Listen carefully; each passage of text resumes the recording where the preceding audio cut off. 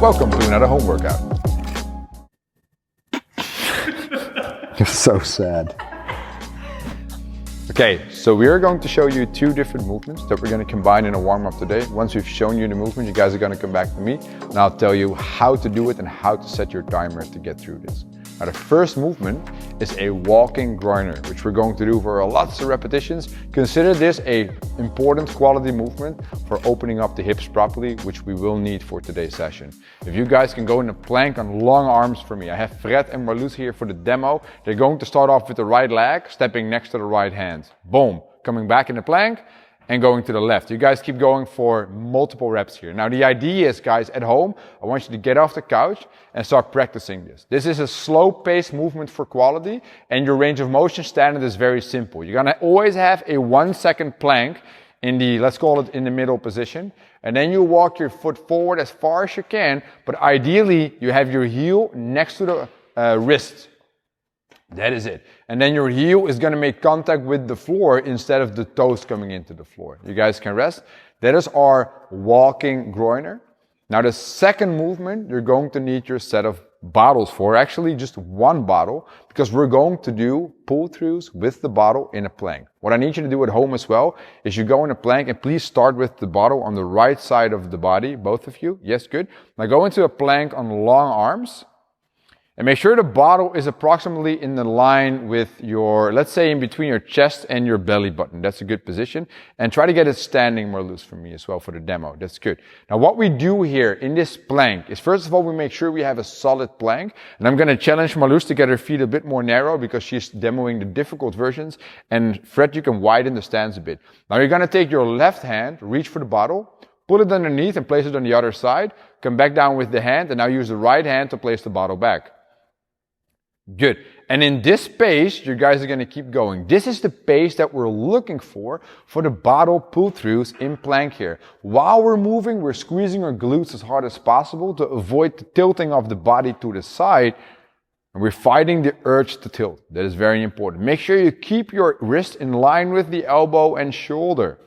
Very good, guys. You guys can rest. And at home, I'll explain to you the concept. Now, what you do is you're going to set a timer for 6 minutes in total. In that 6 minute time frame, you're going to do 60 walking groiners for quality.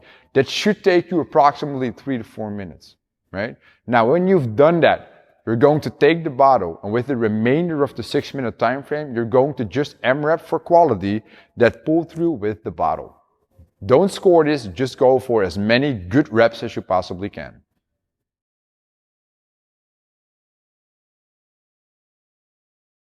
Part 2 is going to be plain mobility. We're going to have our interval timer set at 8 intervals of 30 seconds of work and 15 seconds of rest. We're going to have 2 stretches, but each stretch has 2 different directions. So we'll do left, right, interval 1 and 2, and then stretch number 2, left, right, interval 3 and 4, and then we do one more round of that. We're going to start off with T-spine rotations, or whatever name you guys can come up with. It looks the following way, and once they've demonstrated it, we're going to start the timer right away. Now what I need you to do is start on the left shoulder. So your left shoulder and hip are on the floor. You're kind of like, you're laying on the floor like you just did an intense workout. You're going to have your hands stuck together. In the starting position, I need your hips to stay squared. You're going to have your shoulders squared as well. And what I need you to do here is brace your belly. And then once your belly is braced, you're going to rotate open. You're going to reach, hold, keep squeezing your belly, and then you're going to come back in. And we do this dynamically for 30 seconds. I'm going to start the timer in 10 from now. And at home, if you guys want to go with us, you go right with us right now. We're starting the 30 seconds in 3, 2, 1. Now, what is very important here, and I can't stress this enough or emphasize this enough, is if you relax the belly, and I don't want you guys to demonstrate that, please don't do it. If you relax the belly, it becomes a lower back opener, because then you can rotate all the way through the spine in the bottom position. But if you squeeze your belly, it's more the middle to upper back rotation, which is the thing we're looking for here. Nice, guys. 30 seconds in one direction. 5, 4, 3, 2, 1. Now we have 15 seconds to switch to the other side. Yes, we go in the same start, just square the hips and square the shoulders, get both hands touching each other. And in 5 seconds, we'll start with our second set in the other direction of the T-spine rotation. Here we go. Rotate open, keep squeezing your belly, suck in that belly button as hard as you can. Reach for the floor. And like if you guys are looking at this, they're not touching the floor. There is no point they're looking for. They're not having a point of performance like you need to touch the floor in order to have a proper rep. No, you're just challenging the body. Squeeze the belly, rotate open, and feel the upper back getting more subtle while you're doing this. Good job. You guys keep going.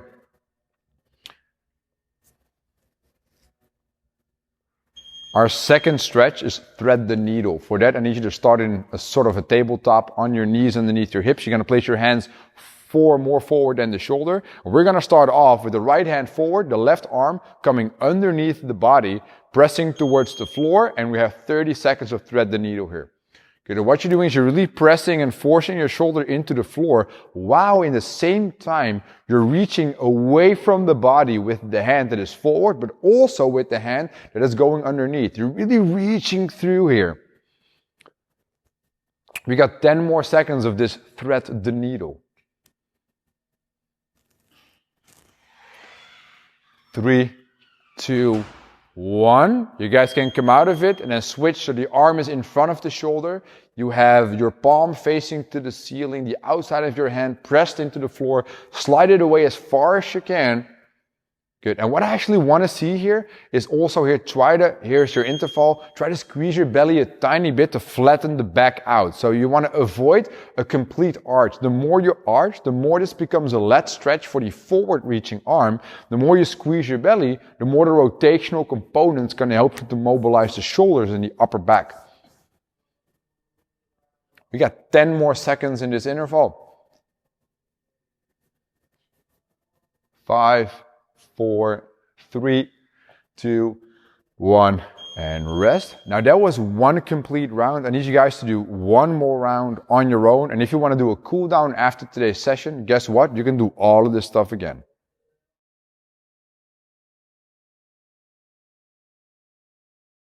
We're warmed up, we're mobile, we feel flexible, we're in control, and now it's time to hit some plain ass chest and back work.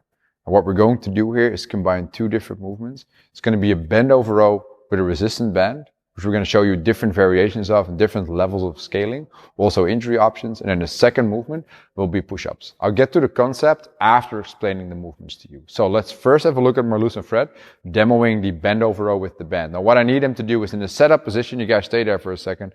Marloes is standing on two sides of the band, Fred just on one side. That means that she's going to have more resistance in the top and Fred has some less resistance there. They're both in a proper hinge, which means slight knee bend, bending from the hip. Belly's going to be nice and tight. Now from here, it's a very simple cue. You're going to pull your elbows back and up.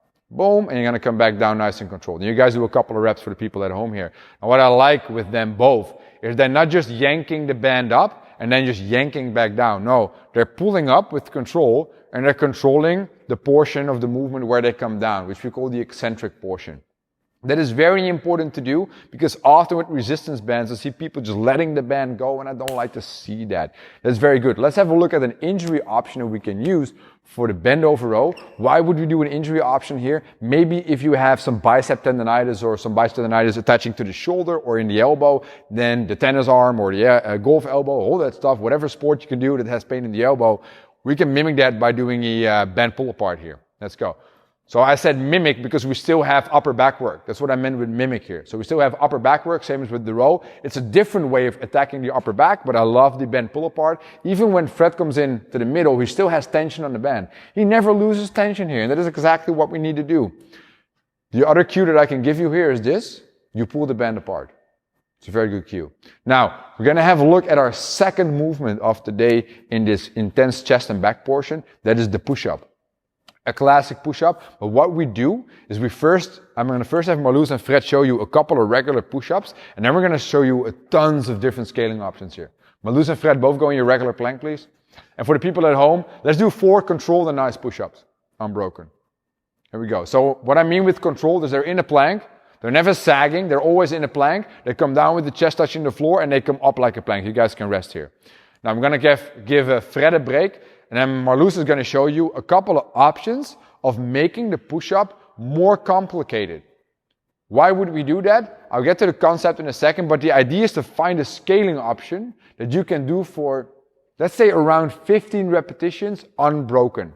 No more than that, preferably 10 instead of 15, but we'll find something. So the first thing she can do is she can widen the stance of the hands. So she's only going to demonstrate 2 reps here. So widen the hands. Yes, make 2 push-ups. This is different and can be way harder. Good, you can rest. Another option you can choose or you can alternate with is narrowing the grip of the hands. So you come more into that diamond position, attacking those triceps a bit better, the hoofijzers. Great job, Marloes. Now sit on the knees. Now another thing that she can do, that's why we have the resistance band here again, is take the resistance band, put it around her back. And that's always a bit iffy because it might slip, but we'll figure out what to do. Go to your most comfortable stance and then start doing a push-up from here. Which means on the way up, it becomes harder. Great way of adding resistance. Great. The longer your arms, the more resistance you will have in the top position. So you might be lucky or not. Now, those were ways of making the push-up more interesting and more complex. If you have plates, you can load plates on your back as well. Now let's have a look at Fred, demonstrating options of making the push-up easier. First one being on the knees. So we're going to go on the knees. And before he starts doing a push-up, if you look at his positioning here, he still has a plank, but now it's from knee to hip to shoulder instead of from foot to shoulder. So from here, he's going to maintain the plank, squeeze belly and butt, come down with the chest and press back up. Great way of scaling the push-up, going to the knees. Another way of scaling the push-up, which gives you a bit more diversity, is using an external object, like a table or a couch or a chair, a safe object preferably. Get into your regular plank and start doing the push-ups from there. Here we go. I use the word diversity here because with the height, you can change and play around with the level of difficulty of the push-ups, and it's easier for you to find the perfect scaling option. Chest and back. Those are the 2 magic words of today. You want to feel bigger after today's session. Now, we just showed you the 2 movements. It was the bend over row with the band and then push-up variations. Now, I was going to explain to you guys the concept, which I'll do right now. You're going to set a timer for 5 intervals.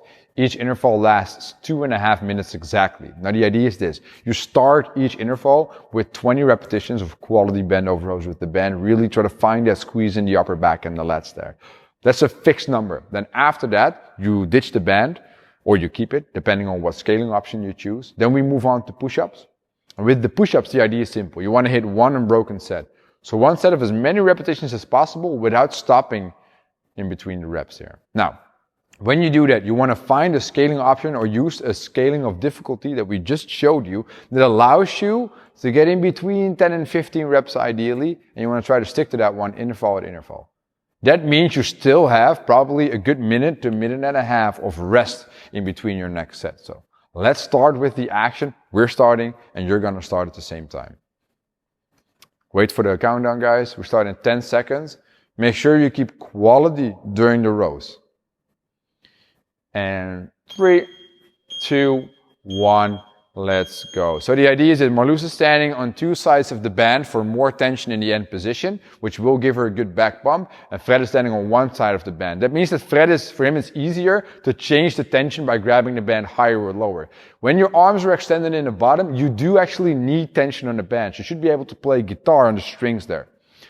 Good. Now make sure you pull the elbows close to the body, up and back at the same time while maintaining the same position of the torso. So it shouldn't change in position. You don't want to cheat on a banded row. That's definitely not the thing we're looking for here. Upon completion of all 20 reps, that probably will take you a while. They're already working for 40 seconds right now, which probably is about 2 seconds a rep. Yeah, I was counting correctly there. Then we can take a break if we need to, but then we need to move on to that 1 big set of push-ups. And they're choosing a scaling option that fits their level of fitness to do approximately 10 to 15 reps. If it becomes 9 or 16, that's also fine, but I want to give you guys some form of an estimate. So Fred is using the object here as a level scaling. Marloes is going for her strongest push-up stance at the moment, which is the regular stance. And if you're in awe and you're like, what do I have to do? Rewind the video a tiny bit and we've showed you like 6 or 7 different options of push-ups that you can do. Nice. 1 unbroken set. So 1 set almost until failure. You want to stay away from failure for about 1 or 2 reps. You probably can recover a good minute and then you're going to hit your second round, your third, your fourth, and your fifth, and you feel like boom when you're done.